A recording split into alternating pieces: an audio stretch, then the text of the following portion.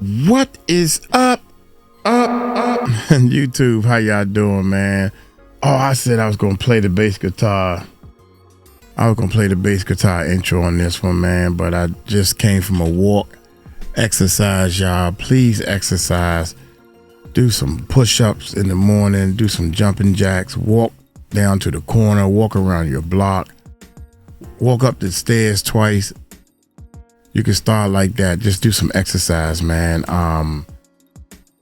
Somebody sent me this right here. It said I should react to it and talk about it. Angie Stone's once again, man. Rest in peace. And this is some completely new footage that I have never seen yet.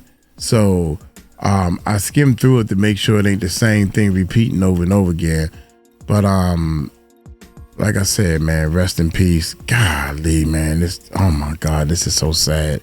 It's sad that she was doing these type of videos. In the last video she did, she said, I don't know what they might do to me, but they owe me money, so much money that I could have retired years ago, and they gonna pay me. And I'm like, what? So she must have known some paperwork or something, like, all this time you should have been getting this and you was getting that. So said I was a dead girl. Angie Stone's breaks silence about Diddy's Uptown record days. Oh my goodness. She breaks silence about when she was dealing with Diddy, Sugar Hill.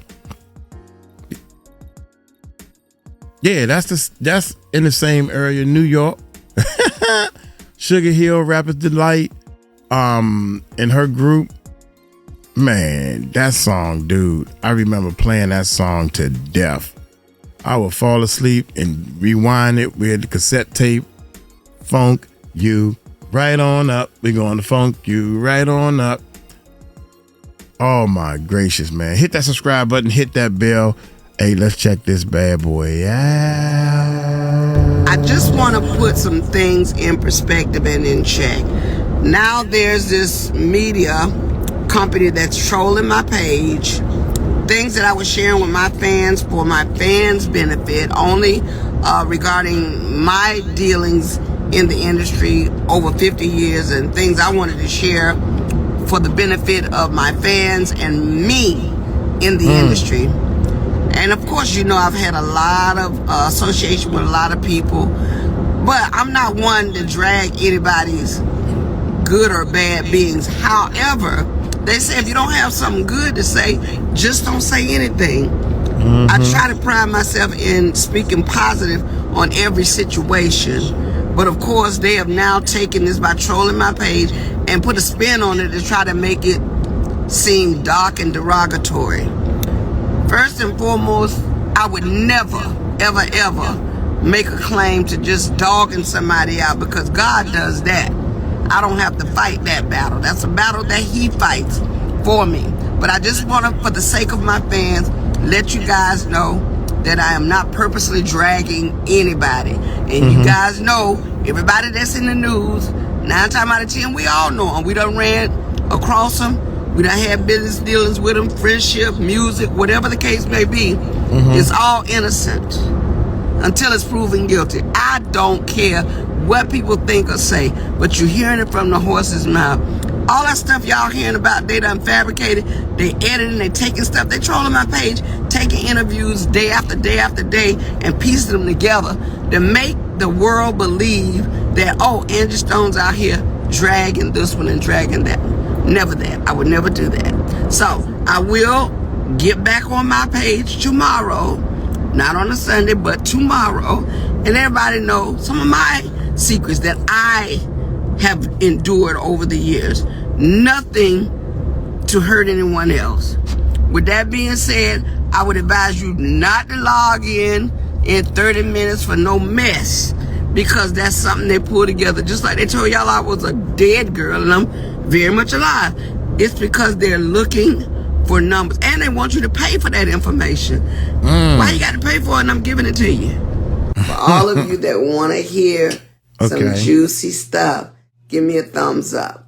At hand is P. Diddy. Uh-oh. I take you all the way back to the early 2000s when P. Diddy had just become an intern at Uptown Records, which was housed in rest in peace.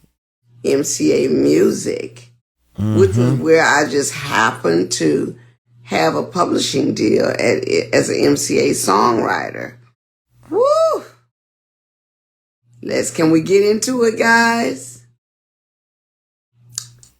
Unfortunately, what I have to say in revealing what I witnessed in that time period was a very young Sean Puffy Combs, that had really been busting his chops to appeal to Andre Harrell as the intern of life. He was getting it in.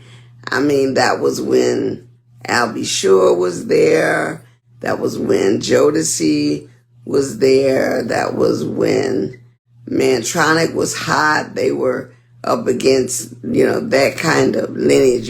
Mary J. Blige had just been brought to the scene. Okay. I just happened to be a fly on the wall at the time.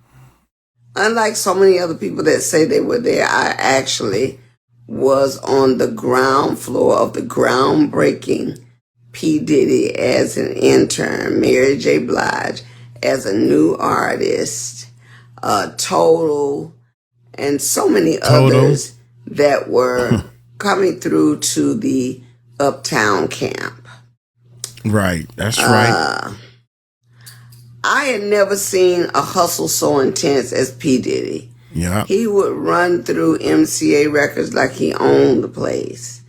I mean, he would dot. I'm like, who is that skinny little kid? He looks very much like his son looks now. I mean, it's uncanny, but it's almost identical. But he was running through that building like, I am the man, and if I'm not that man yet, I will be soon enough. Lo and behold, there was a writing room. I was an MCA songwriter at the time. I had just penned the song Seems You Much Too Busy by the group Vertical Hole. I know y'all remember that song. If you don't, go to YouTube, type in Vertical Hole and the song Seems You Much Too Busy. You will see a 3-member group there singing, and I'm in the dark. That was what they did because I was overweight and they didn't want anybody to know how overweight I was. So they shadowed me in the dark. So all you saw was my face. That was an attempt to cover me so that it wouldn't hurt the sales of the record. At the time, it was very disheartening because I didn't think the way it had anything to do with my voice. You had 2 Tons of Fun. You had all these other big women that was out there putting it down, from CNC Music Factory and, so many other people who wasn't caught up with that. But I just happened to be at a company where they were anal about how big you were. Unfortunately for me, I couldn't help it. The medication that I was taking at the time, which was prednisone, rendered me to be overweight. There was no way around it. Couldn't get lipo. I couldn't be cut, period, because you would bleed out. So that was something I had to skate across. Anyway, Puffy just happened to be an intern extraordinaire. And I can remember a gentleman by the name of 𝗟𝗢𝗡𝗞𝗦 who was working for Andre Harrell at Uptown. And I come out of the booth from the writing room, which is a space that we all shared. Uptown, the studio, the publishing office, Tita Gray or James Jackson's office was right there on the shoulder of the corner, the east side of the building. And when I came out, Mary J. Blige's then manager let me know. He says, hey, can I talk to you for a minute? And he said, my name is 𝗟𝗢𝗡𝗞𝗦. I said, yeah. He said, we found an artist that she kind of sounds like you. She reminds us of you. But she's not, polished. And we really think that if you can work with her for a little while, she has a possibility. I mean, she's not nowhere near ready right now. But I didn't know what he was talking about until he finished that sentence. And he said, we found her at the mall. She was out there doing karaoke. She was doing Anita Baker's music on a karaoke, and they discovered her. It just happened to be Mary J. Blige. Mm-hmm. And so they said, can you think you can work with her? And me, I could work with anybody at the time. I was what you call a goat back then. I was hungry. I was passionate about music. So I thought I could fix everything. And so I said, yeah, I'll work with her. So they told her, okay, you're going to work with Angie Stone. You're going to work with her. And so I took her to my house. At this particular time, I was living in Little Ferry, New Jersey. And I took her to my house. My then partner, Dave Bright from the group Vertical Hole, was actually, all he was concerned about was trying to become the next big producer. He was infatuated with Teddy Riley. So everything was, how you like this, how you like this. Well, for me, it was cool because at that time, Prince, that's right, the Prince, had given me all of his equipment. I had a Juno 106 that I prided. That was my pride and joy because Prince had used that to cut Jill Jones's material, his material. And he had moved out of his penthouse in New York. And he really took a liking to me. He says, Angie, do you want this equipment and this furniture? Because he couldn't take it with him. And I said, yeah. I mean, he had zebra rugs, all purple leather furniture. It was awesome. And at the time, I couldn't fit it all in my house. So I said, I'm still working a 9 to 5. It's been rough. I said, but I'll find a storage place and put it into a storage place. I kept the keyboards and stuff in my house. The furniture and all that stuff went into a storage house near the west side. Lo and behold, I fell behind on the bill. This is very sickening because it should never have happened.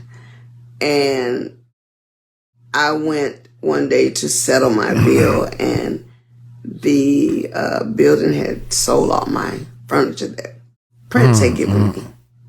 So somehow, someone is sitting with all of Prince's stuff in their space, and they don't have a clue that they have Prince's stuff. The Juno 106, which was the keyboard I started recording on, Dave Bright and I broke up, and he kept it, kind of like hold it over my head. But enough of that story. Let me get back to the Mary J. Blige. So, Mary J. Blige comes to my house in New Jersey, in Little Ferry, New Jersey.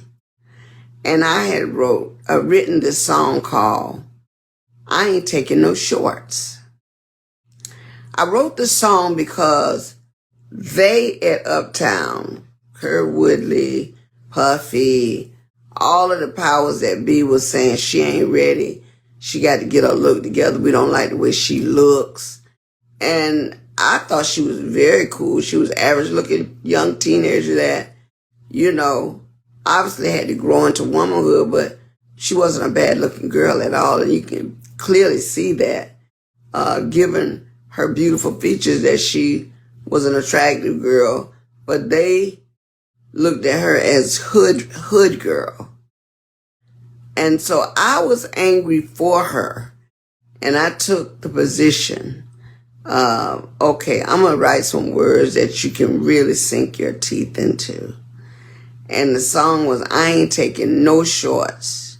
No, not this time. And the first line of that song was, baby, don't you know what time it is? Time for... Wait a minute, y'all. I'm sorry. Hold on. Resume. My bad, y'all. What make it so bad? That was some bull. That was some bull. And the first line of that song was, baby, don't you know what time it is? Time for me to begin to live. She going out here with all the stops saying, y'all can say what you want about me, but I'm going to be that chick. You wait and see. And Mary sung that song with all her heart. We never got to finish the song, but I believe I heard Mary speak of the song maybe one time since her success took over. And she would always say, boy, Angie Stone's a very pretty girl. And I can remember I ain't taking no shorts. And that was all I needed to be acknowledged, that she never forgot. But I know that those lyrics put a bout of self-esteem in her spirit that day that says, you know what, they're not going to treat me any kind of way. So by the time they did find Mary J. Blige's it spot, she became that it girl. If you can recall the group, the sequence that I was with at the time, we used to wear these metallic jackets with these white cheerleader skirts. You got to remember, we came from being cheerleaders. It wasn't very long after that Mary J. Blige was seen on a brownstone set of steps with a football jersey on and a white cheerleader skirt. Okay. Well, I was in my feelings because nobody in New York was wearing those tennis skirts. The sequence brought those tennis skirts to reality. And Mary J. Blige made those skirts famous. She wore it, and the next thing you know, everybody wanted to be like Mary J. Blige. But I personally took it as she got some of that Angie Stone energy in her system. And she went out there like the beast she ended up being. She don't never have to really acknowledge me, but I was surprised at the end of the day when my song that we talked about the other day, Every Day and Die, was leaked on her project. I really thought you had a lot more respect for me than that. After all, my love and my hard work and perseverance with you was genuine. So that's my secret rendition of that whole Uptown scandal. Now, the other piece of the puzzle that you guys would want to know is, I know you recall back then when they had that big concert down at the college and all the stampedes and people were killed and Father MC's baby mama lost her baby in life. It was just a mess. And people were crushed at the door. Well, I'll tell you this. Up until that time, Puffy, like I said, was all over Uptown. He was the man. He was the one that wanted to be recognized for this. I'm doing this. I'm doing this. And so, you know, very often, you know, he would look right past me. I would be there and he would just keep it moving, wouldn't say anything. I can remember when there were gunmen standing in the hallway at MCA because so many threats had gone out because he and Heavy D, bless his heart and rest his soul, had been together on that party. And all the threats that went out that they were going to do this and they were going to do that, it really resonated and hit home with Puffy. I just happened to be in the studio this particular day, And because he never, ever really bothered with me or spoke to me in that fashion, I wasn't a part of Uptown. I was just at MCA. On this particular day, I was coming off the elevator. I will never forget it as long as I live. And Puffy came to me, first time, speaking to me as a decent human being. And he said, "Hey, Miss Stone." I said, "Yeah, what's up?" He said, "How are you?" I said, "I'm fine. I'm shocked you speaking to me." He said, "Miss Stone, would you please pray with me?" I said, "Well, of course." When he asked me to pray with him, I believe at that moment Puffy was terrified for his life.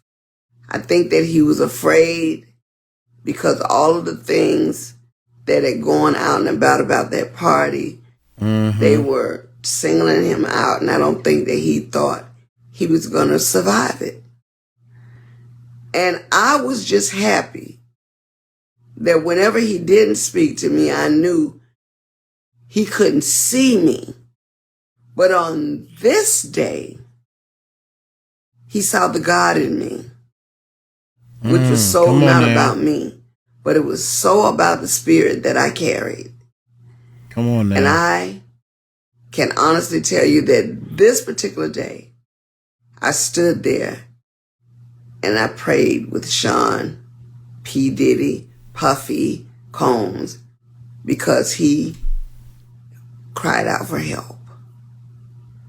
Does that excuse his ongoing behavior? Of course, this was years ago.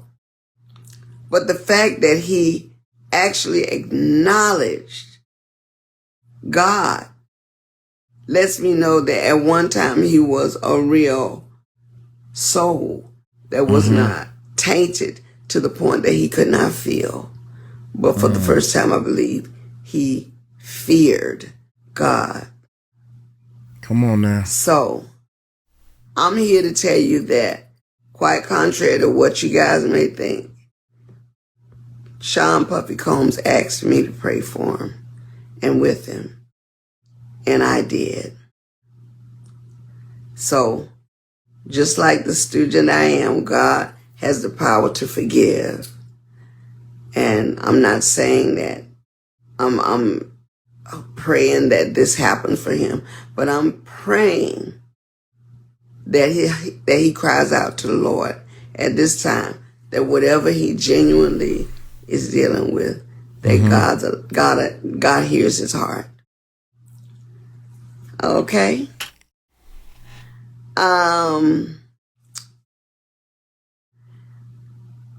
At this point, I'm going to open the floor for any questions that I can catch up and read.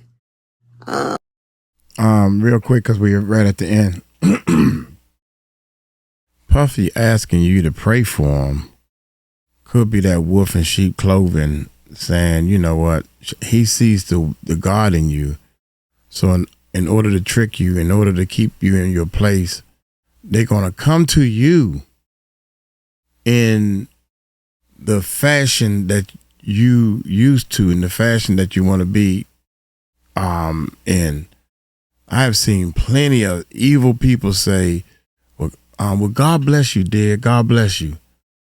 And you thinking that they one of God's children, so to speak, or whatever you want to call it. And then all of a sudden they pounce on you, you know? Yeah, man, that's sad. That's sad. That's sad, Puff. That is sad. You guys have been gracious to hang out with me. I just kind of wanted to give you a sneak peek into things that I witnessed, that I can give an attest for, that I can honestly say without questioning anybody or second guessing that I've dealt with. Okay? Let me see if I can catch some of these questions.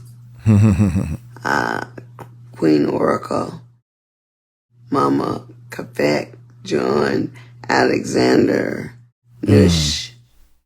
All right, Cynthia, Martida. Okay. Y'all exercise, man. Coach Get out there and do some exercising. Coach? Love you.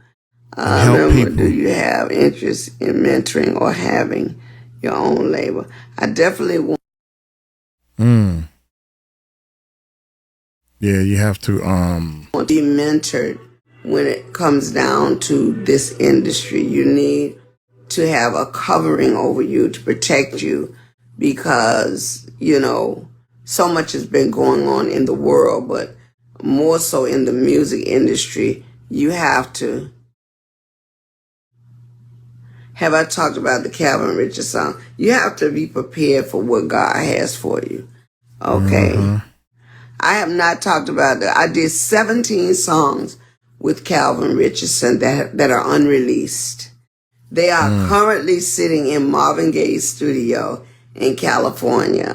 John McClain and John Nettlesby are guarding my reel with their life because there's a lot of stuff that, you know, I wanted to have protected, but some of the best music that we did is on that reel, and Calvin and I have both talked about re-releasing that material. I see you, Coty. I love you back. Leslie Washington. Okay. All right. What in the world is that? Too. I don't know who this is calling me, but I ain't never heard that. I ain't never heard that ringtone. Man, rest in peace, Angie Stone's, rest in peace, man. Oh my goodness, man. I still can't believe this. I can't believe all these people passing away in the music industry at such a young age. Man, funk you right on up. For years, that song rung in my head, and some of her new stuff, I didn't even know that was the same person. You know, I don't get into the names. Y'all know Uncle Mike don't get into the names. I was going to say something about this one comment that's at the end. Is it at the very end? Robert on deck. Robert on deck. It's a female. Robert, am I pronouncing that right? Anyway, she said, stop cursing so much. It's not your personality. Well, girlfriend, I guess you're right, because I know one thing. I stopped cussing totally for a long time, and I'm going to do it again.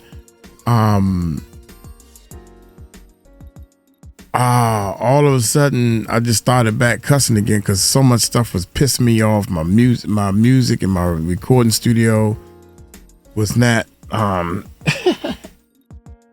making the money and stuff I wanted it to, but I'm back now. Uncle Mike is back. So yeah, God bless, man. But I read somewhere that cursing helps you relieve stuff. It's a scientific fact and all this stuff. So I don't want to cuss on. I cuss when I'm by myself. You know what I'm saying?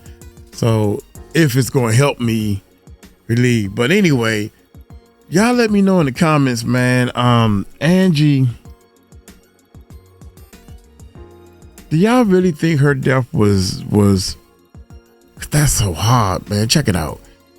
She said all that stuff about that record label thing, man, and then next thing you know, she was gone. That's some strange stuff, man. Or you just so happen to timing. Y'all let me know. Please let me know if you think it was God calling her or somebody off the. Y'all take it light, take it slow. Tell them Uncle Mike told you so. Peace out.